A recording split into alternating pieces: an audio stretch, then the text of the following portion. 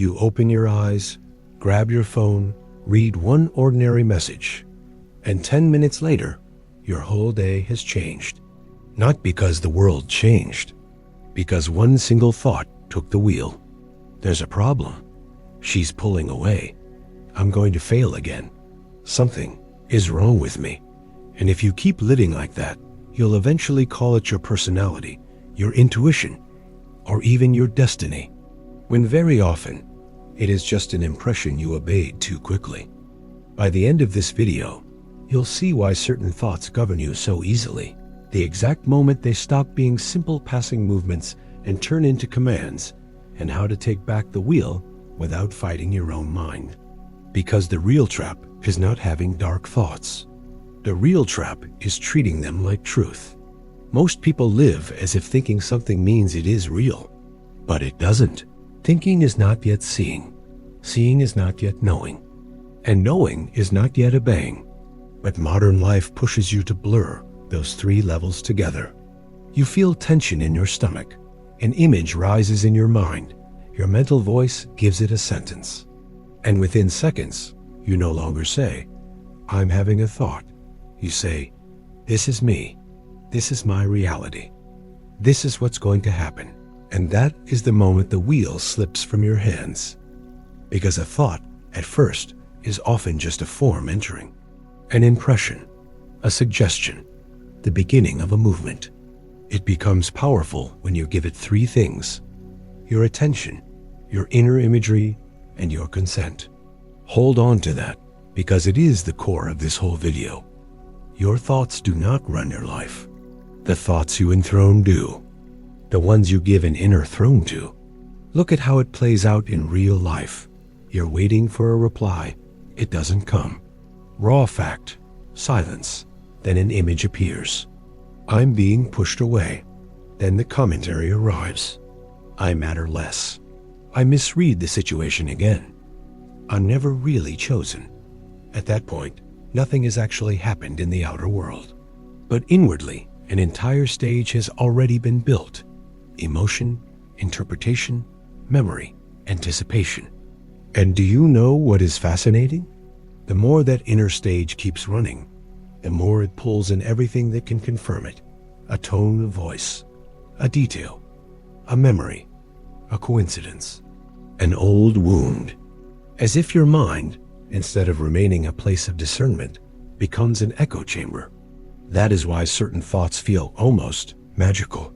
Not because they are always true, but because once they are passively welcomed, they begin organizing your perception.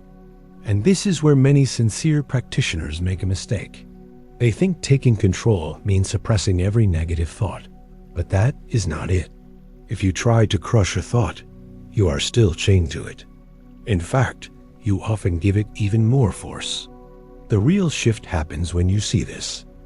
A thought can pass through your mind without receiving your name, your seal, or your command. Let me ask you something simple. When a thought appears in you, do you recognize it, or do you kneel before it? Because that is where everything is decided. Not when the thought appears, when you give it authority. That is also why your environment matters so much. Some places charge you. Some people disturb you. Some images obsess you. Some words stay inside you for hours. Why? Because the human mind is not only a generator, it is also a vessel. It receives. It takes on color. It resonates. It holds impressions. And if you do not understand that receptive dimension, you will believe everything that lives inside you comes from your deepest core. But no, many things that pass through you are not yet you. They are influences waiting for agreement. And that is an immense relief. Because if everything you think is you, then you are trapped. But if some thoughts are first just impressions seeking to take root, then you can finally become the guardian of the threshold again. At this point, we've seen why thoughts seem so powerful, not because they are all true, but because they quickly take on form, emotion, and authority inside you. Now the decisive question is, at what exact moment do you take back the wheel? Not an hour later, not after the spiral, at the point of contact, right where the thought is trying to become identity. The turning point looks like this. Something in me is saying, I'm going to fail. That is not yet. I'm going to fail. An image of rejection just rose in me. That is not yet. I am rejected. A fear is offering me a future. That is not yet. That future is certain. Do you see the difference? It looks tiny. In reality, it changes the whole inner architecture. Because from the moment you stop confusing appearance with truth, your mind stops being a prison and becomes an instrument again.